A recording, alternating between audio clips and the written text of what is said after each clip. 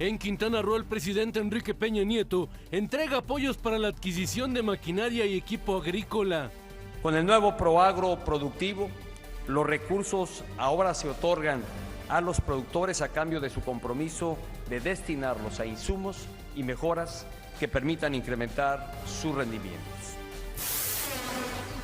La Secretaría de Educación Pública anuncia cambios en 3 áreas de la dependencia. Gobierno de México y el Grupo Interdisciplinario de Expertos Independientes firman convenio por segunda fase de la investigación de la desaparición de los 43 normalistas de Ayotzinapa. Comparece ante diputados el secretario de Economía. Señala que México presenta signos positivos en sus finanzas pese a las turbulencias del entorno mundial. Futuro primer ministro de Canadá Justin Trudeau informa a Washington que su gobierno dejará de apoyar ataques al Estado Islámico. Durante protestas se incendia campamento de refugiados en Eslovenia. Comenzamos con el análisis.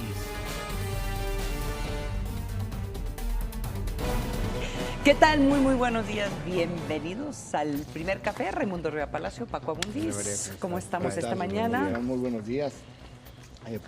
Realmente hay mucha información. Hoy se discute en la Suprema Corte de Justicia, en la primera sala, si se descriminaliza la marihuana. Esto viene como resultado de una organización que le pidió la COFEPRIS la autorización para poder consumir la marihuana con fines recreativos para sus agremiados. La COFEPRIS se lo negó, se fueron a tribunales, llegó a la Suprema Corte de Justicia. Un amparo para que pudieran hacerlo y bueno, hoy se decide, de acuerdo con lo que está programado para la discusión en la primera sala, se decide si la Suprema Corte de Justicia dice les concede el amparo. Sí. Tienen razón y sí pueden utilizar la marihuana con fines recreativos. Si esto sale en la primera sala de la Suprema Corte de Justicia, será una revolución. Sí. Será una revolución en todos los sentidos. Son 5 miembros de la Suprema Corte de Justicia.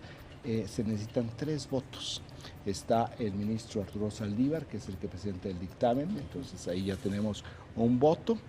Tenemos otra miembro de esa primera sala, que es la ministra Olga Sánchez Cordero, que por su récord de voto podríamos asumir que va a votar a favor de este dictamen. Y quedan 3 votos. Uno es el de Jorge Pardo, el ministro Jorge Pardo, que quizás es el más conservador de esta primera sala, donde podríamos decir va a votar en contra, y quedan 2 ministros. Uno es el presidente de la primera sala, Alfredo Gutiérrez Ortiz Mena, que fue quien presentó el dictamen que le permitió a Florence Cassé irse del país de manera, diría, instantánea, porque tan pronto como se dio el fallo, prácticamente salió de la cárcel rumbo a Francia, y que también su récord de voto es mucho más en el ámbito liberal. No sabemos cómo va a votar, tampoco está muy claro cómo va a votar el ministro José Ramón Cosío, el otro miembro de la primera sala, que también tiene un récord muy liberal en este tipo de votaciones, aunque hay una disputa jurídica personal desde hace un buen tiempo con el ministro Saldívar. Entonces, no se sabe cómo va a venir la votación. Es una votación no sobre sus preferencias o sobre su liberalismo social, sobre la constitucionalidad. Hay que tener eso muy preciso para que no se confunda.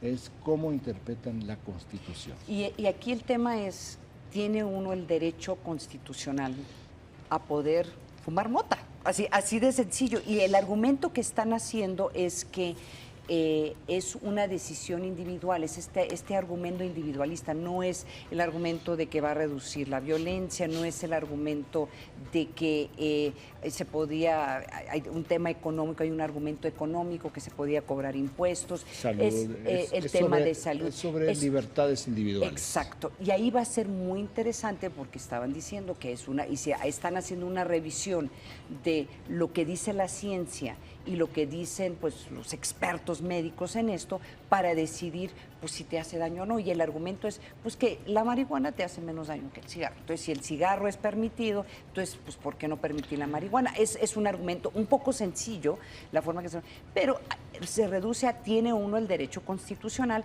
a meterse lo que se le ronca la gana esto iría al cuerpo. Cuestionaría mucho lo que dice hoy día la opinión pública, sí, que es muy similar a la medida que tomaron respecto a la adopción de parejas del mismo sexo. Tenemos alrededor de 80% en contra de la opinión a favor de la despenalización de la marihuana. O sea, solamente 20% dicen sí. Pues hay una parte que no sabe. O sea, ni siquiera ni siquiera, no, tienes como un 15 si acaso. Los segmentos más a favor de, pues son jóvenes universitarios, gentes de mayores recursos, mayor escolaridad, pero en promedio, les puedo dar, son series de los últimos prácticamente 10 años. Venimos, no como Estados Unidos, donde ya se revirtió la tendencia en los últimos 25 años, pero venimos con niveles de oposición de 85%. Históricos. Que es el otro que es interesante. Hay temas como el de matrimonio gay, adopción de hijos por parte de parejas gays o del mismo sexo, que sí ves la tendencia cómo ha ido cambiando. Por ejemplo, en ese último tema ha caído 20 puntos de la oposición, pero en el tema de despenalización de marihuana es impresionante cómo se ha mantenido constante. Si metes el encuadre en la pregunta o como tema de uso medicinal, te cambia 60 a favor, ¿no? Pero por fines recreativos, claramente está en contra y claramente se le ve como un problema de salud pública más que un tema de inseguridad. Entonces sería otra de esas decisiones, tal vez de convicción muy liberal, pero donde la Suprema Corte no estaría con la dinámica pública y no se ve además. Y eso, fíjate, cuando uno ve alrededor del mundo donde se ha legalizado el consumo, es por referéndums, no es un proceso legislativo, porque sigue siendo controversial, aunque las encuestas en lugares como Estados Unidos sí como lo comentas tú, o sea, sí te da una tendencia a que por lo menos una mayoría estaría de acuerdo.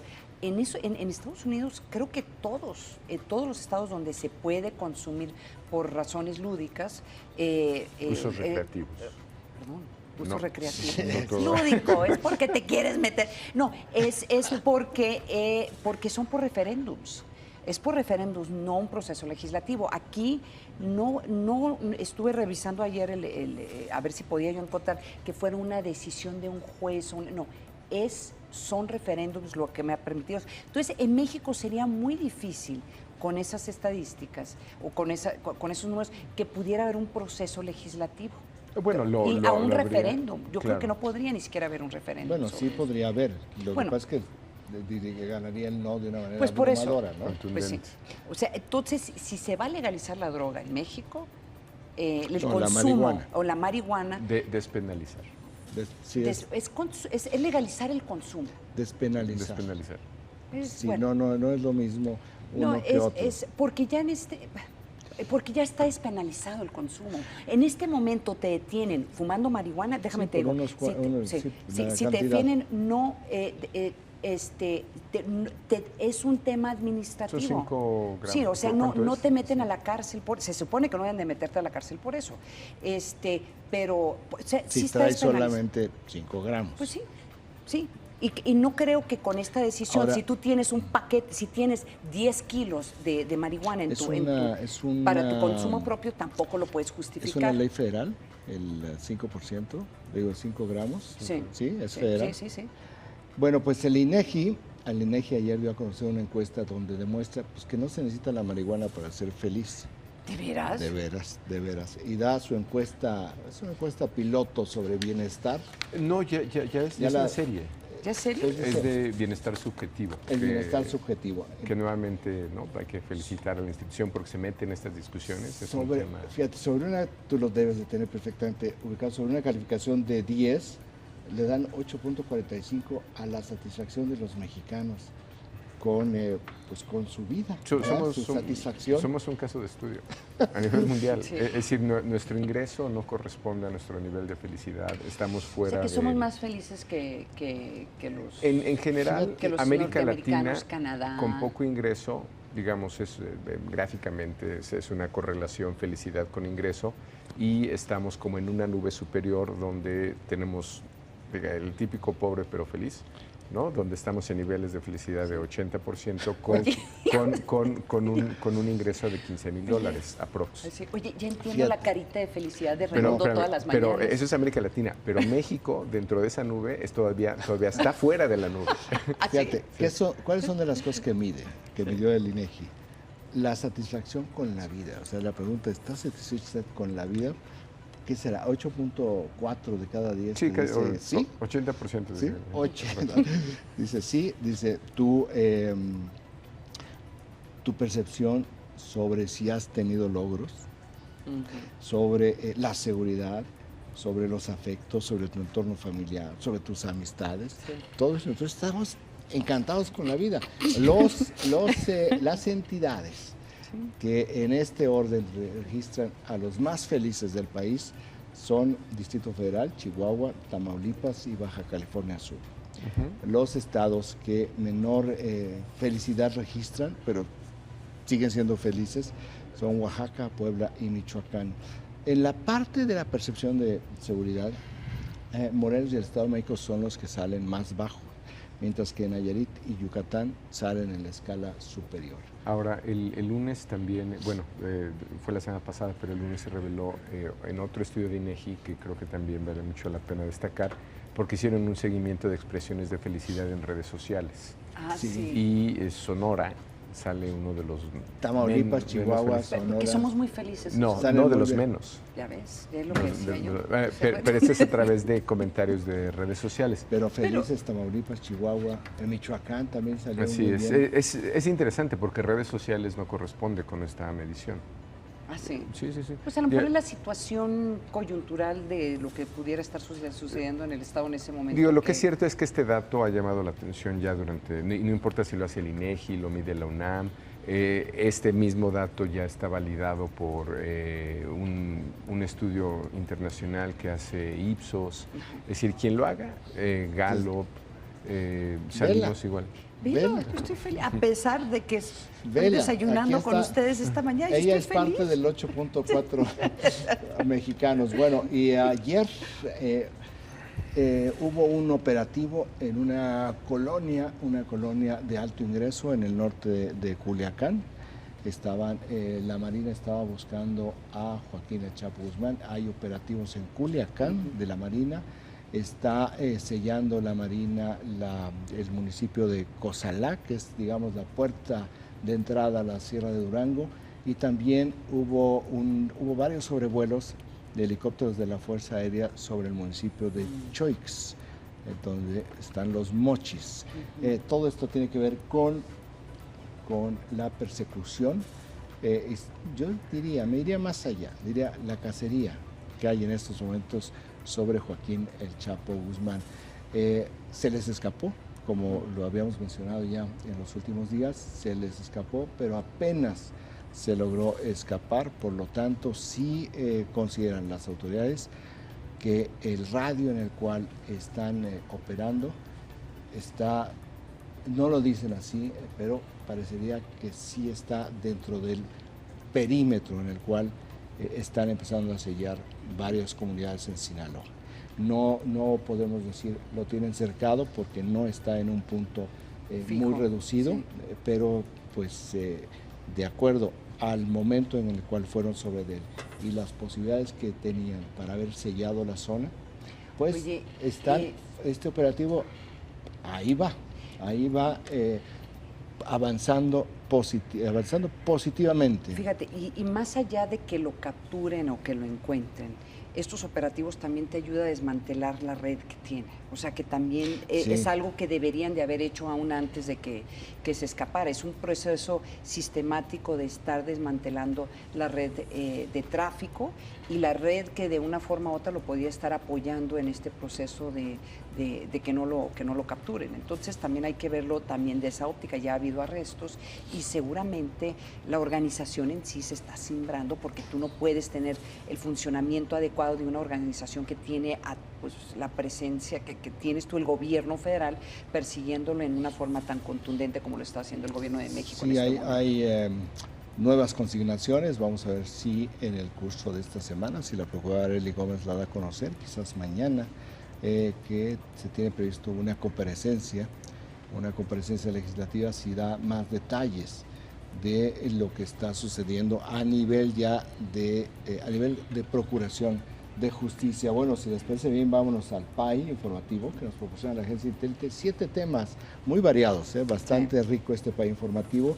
El primero, 19% de los impactos. Ayer ya se ratifica de manera formal lo que se había anunciado, que en la investigación sobre la desaparición de los 43 normalistas de Ayotzinapa se le ha retirado a la CEIDO, a la Subprocuraduría Especializada de Investigación de Delincuencia Organizada, y pasa a ser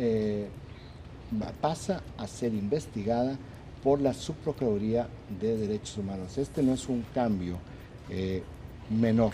Esta fue una petición del grupo de expertos de la Comisión Interamericana y también de los padres de los normalistas desaparecidos que no querían a la CEIDO. En términos legales, lo llevan al terreno de derechos humanos y lo llevan ya en los linderos de la desaparición forzada. En términos jurídicos, esto significa que es un caso que no se cierra. La desaparición forzada es un delito que no prescribe. Entonces sí hay un cambio aquí cualitativo.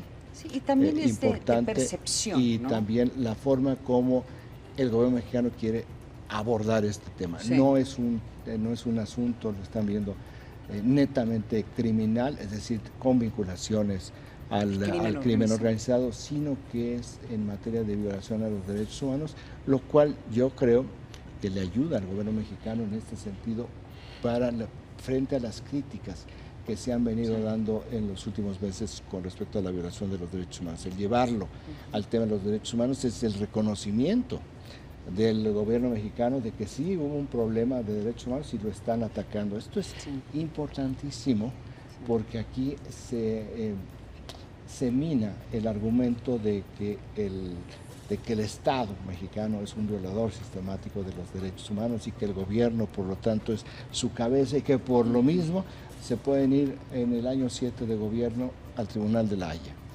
Sí es bastante importante en diferentes maneras. Creo que están empezando a tener un acuerdo, un mejor diálogo las autoridades mexicanas con el grupo de expertos de la Comisión Interamericana, porque también ayer se anunció en el marco de un foro que hubo en Washington que lo dijo el subsecretario de Gobernación para Derechos Humanos, Roberto Campa, que los soldados del Batallón 27 de Infantería solo iban a responder al Ministerio Público en México.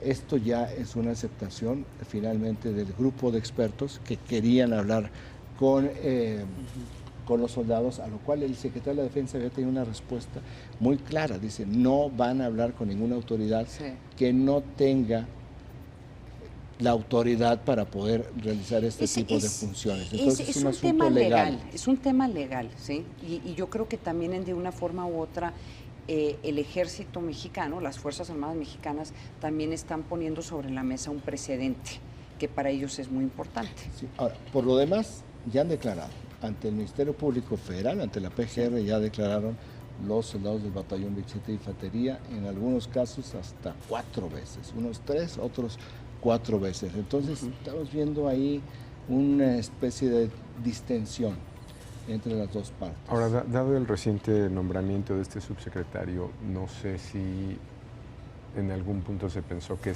íbamos a llegar aquí. No, el subsecretario de Betanzos. No, El de... pero Campa es quien está retomando esto. Sí. Es decir, esta es un reconocimiento, supongo que quita presión, porque están No, reconociendo... más bien Campa estaba en la otra lógica. El subsecretario Campa estaba en la lógica, en una lógica política, de que para tratar de pues, frenar la crítica, que sí, que el grupo de expertos se reuniera con los soldados del Batallón 27 de Infantería. Eso generó mucha tensión dentro del gobierno. También había algunas voces en la Secretaría de Gobernación que en la misma lógica, bueno, Campa es Secretaría de Gobernación, pero otros subsecretarios que también estaban apoyando esta posición de Campa. Más bien es decirle a la Secretaría de Gobernación, no vamos por esa vía, vamos por la vía de los derechos humanos, esto viola la ley, no se va a buscar llegar a una verdad legal violando la ley y generando este problema que estaba dando con el ejército. Vamos a continuar hablando sobre eso más adelante porque hay otros temas que tienen que ver con esa investigación. Sí, 17% de los impactos. El secretario de Educación, Aurelio Nuño, hizo ayer nombramientos en la Secretaría de Educación Pública. Me parece que lo más relevante es la llegada de Salvador Jara, el exgobernador interino de Michoacán, a la Subsecretaría de Educación Superior. Algunos se preguntan, ¿y por qué va el gobernador de Michoacán a esa subsecretaría? Bueno, pues es que antes de ser gobernador interino fue rector de la Universidad Nicolaita. Sí. Entonces, de Educación Superior, por supuesto que sabe mucho más que de Administración Pública y va a un cargo que me parece, yo diría, pues está bien seleccionado. Un es rector que puede entender perfectamente todos los problemas que tiene la educación superior para ese cargo que estaba acéfalo desde hace unos 10 días, al haber renunciado el anterior subsecretario Efraín Rojas. Fue Efraín. Esto es lo que sucedió en la Secretaría de Educación Pública. Con esto realmente ya queda bien integrado el nuevo equipo de Aurelio Nuño, que ya tiene que darle la vuelta a lo que es la reforma educativa para empezar a pensar qué tipo de educación se quiere empezar a construir para dentro de 3 años, 5 años, 10, 25 años. 16% de los impactos, pues sigue este debate sobre lo que fue la reducción de la cuota, el impuesto, es más bien cuota como lo están manejando, a las bebidas edulcorantes. Le hace los refrescos, ¿verdad? Ayer, una vez más, hubo críticas en el Senado a esta reducción y una vez más dicen no, se va a mantener esta reducción del 50%. Que es interesante porque en el debate no queda claro si, perdón, es un tema fiscal o de salud pública. El argumento de salud pública de un peso por cada litro de bebida azucarada al principio, digamos, hizo que se generaran consensos alrededor de... hay quien dice hoy día que no queda claro, que al contrario, se podría haber incrementado el consumo calórico en lugar de reducirlo. Y al mismo tiempo hay quien dice que no, se redujo. Entonces, ahora, no tenemos...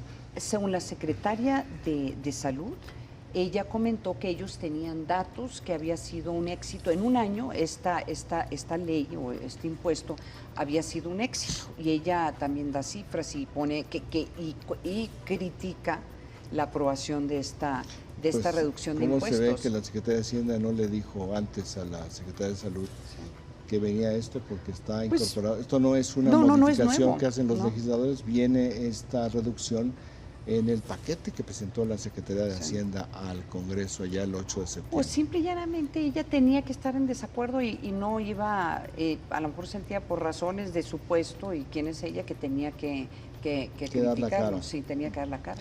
16% de los impactos, algo terrible que sucedió ayer en un municipio, Ajatlán de Puebla, muy cerca de Tehuacán, donde llegaron, había un par de jóvenes de una empresa encuestadora, Marketing Research Services, que se presentaron con las autoridades municipales, dijeron, venimos nosotros a hacer una encuesta, nos llamamos fulano y fulano de tal, tenemos tantos años, estamos haciendo esta cosa, estamos Estamos realizando este estudio de opinión pública. Nosotros venimos de Tolancingo. Aquí está toda nuestra identificación, aquí está perfectamente claro lo que estamos haciendo y con conocimiento de la autoridad municipal empezaron a hacer su trabajo. ¿Qué es lo que sucedió? Pues lo que a veces pasa cuando hay una enajenación colectiva. En los días previos... Un lugar con mucha inseguridad, ya muy cansado. Sí, es un lugar inseguro. Había tenido muchos eventos recientemente. En los días previos había habido, de acuerdo con las propias autoridades municipales, personas que han sido críticas permanentes de la autoridad municipal, sin importar qué partido esté al frente de ella, estaban difundiendo que se estaban registrando secuestros de menores. Sí.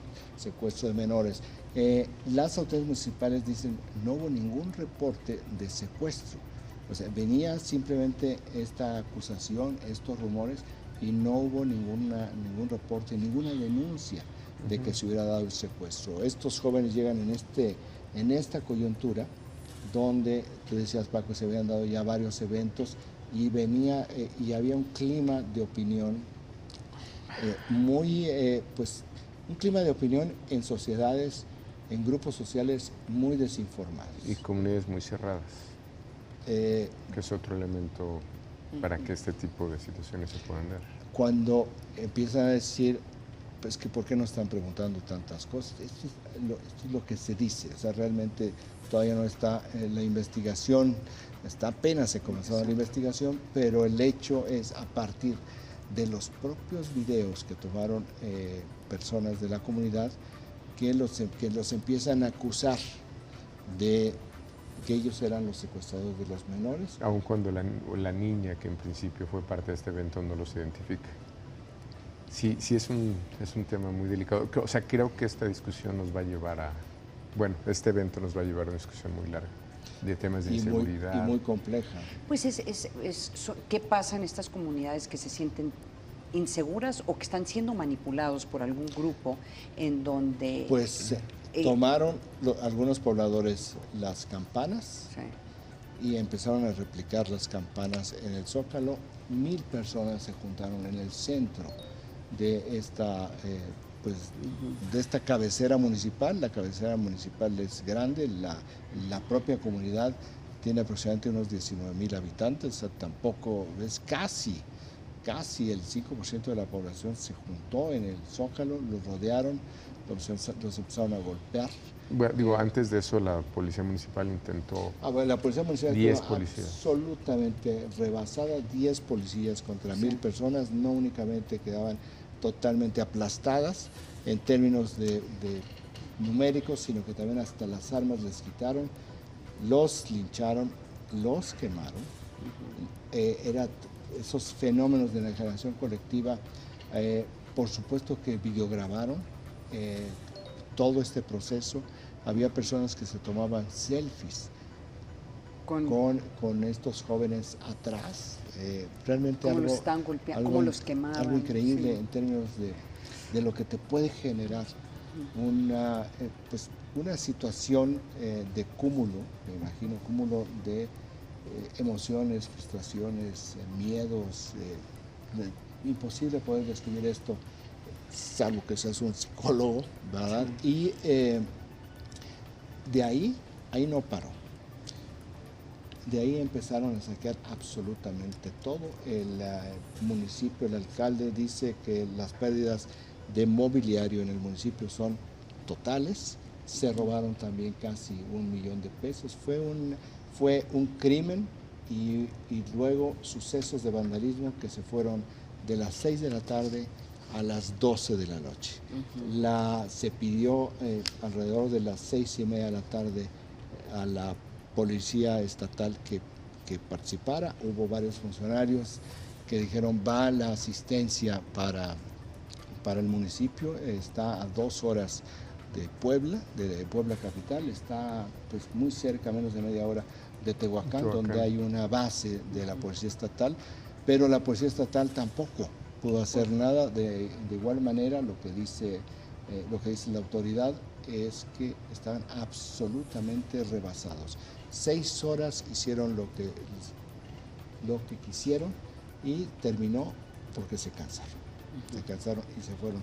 Este es un tema horrible, que no puedes dar crédito que esto suceda hoy en día. Ahora, hay una medición que algunos venimos repitiendo desde hace algún tiempo, como serie otra vez, sobre los niveles de consenso para hacer justicia por mano propia. A nivel nacional, hemos visto cómo está, digamos, la idea de que ante falta de impartición de justicia o procuración de justicia, digamos, esto es un caso de una población en Puebla, pero este clima se está generando en muchos lugares del país. Y ese es, a mí me parece, eso combinado con debilidad institucional, ¿no? Que en este caso la expresión del gobernador es pronunciarse a favor de mando único. Es muy interesante esto que hizo ayer el gobernador Moreno Valle. No hubiera resuelto bueno, es un poco a toro pasado, pero al toro pasado es decir, oigan, el tema del mando único lleva discutiéndose casi 5 años. Sí. O sea, no es un tema de ayer, no es un tema de principio de año, tiene casi 5 años, es tema incluso de otra administración en donde se viene arrastrando. ¿Qué es lo que hubiera podido generar el mando único? Pues que las policías de los municipios contiguos pudieran haber movilizarse. Pues quizás, no lo sé porque no conozco cuántas policías municipales hay en los municipios contiguos, pero ya la fuerza policial hubiera sido de otro tamaño. Hay que recordar nada más al auditorio, porque dirán, pero ¿cómo es posible que una policía pueda ser superada en términos numéricos? Cuando, y es solamente como referencia, para poder controlar actos de violencia derivados o producidos por cualquier grupo, sí. Lo que se requiere es mínimo una superioridad de fuerza de 3-1 para poder realmente controlar, sin que estés matando gente, ¿va? Sí. Es decir, para que tú puedas controlar de acuerdo con los protocolos que tienen las policías. 3-1. En 10 policías municipales, antes no los lincharon también a ellos.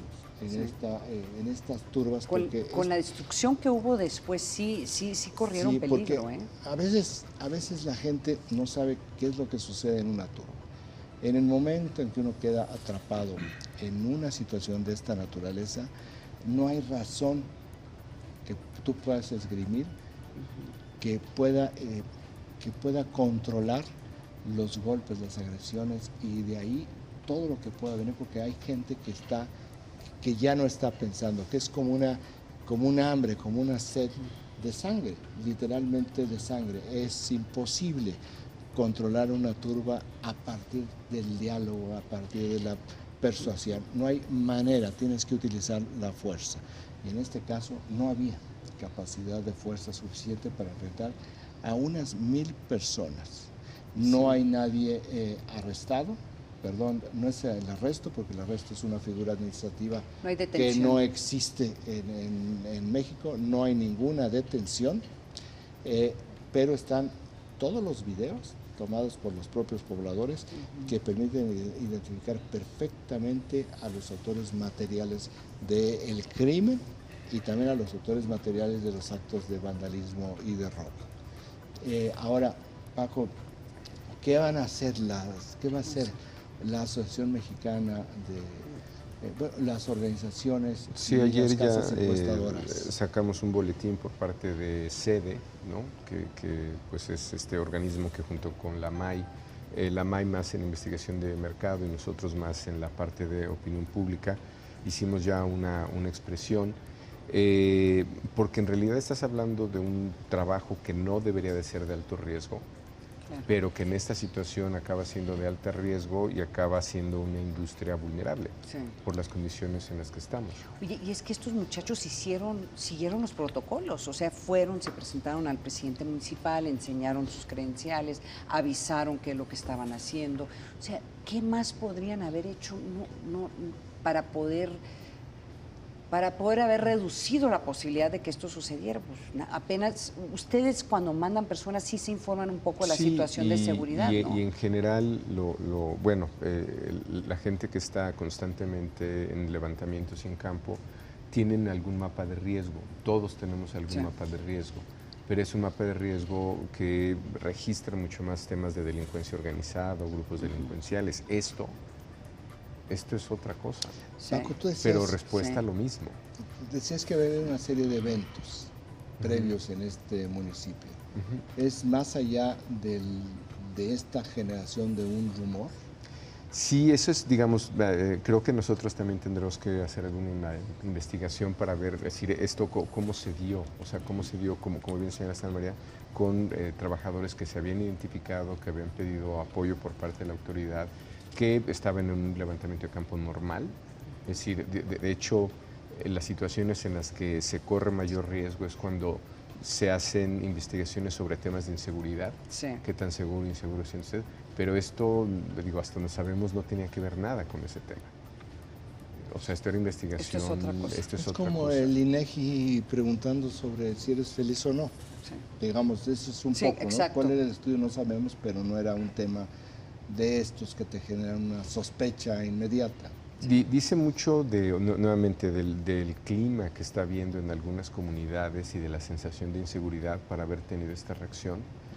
Y de pues otra vez de la descomposición institucional, ¿no? Es decir, aquí hay una demanda por mayor protección, por mejores condiciones, pero creo que la combinación de debilidad institucional más este ambiente de justicia por mano propia es el que nos lleva a esto.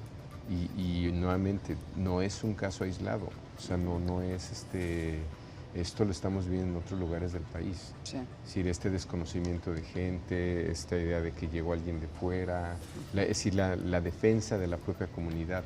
De otra manera no te puedes explicar esto. Es decir, ha habido eventos como, tal vez lugares donde hay violencia, crimen organizado que te lleva a estas situaciones.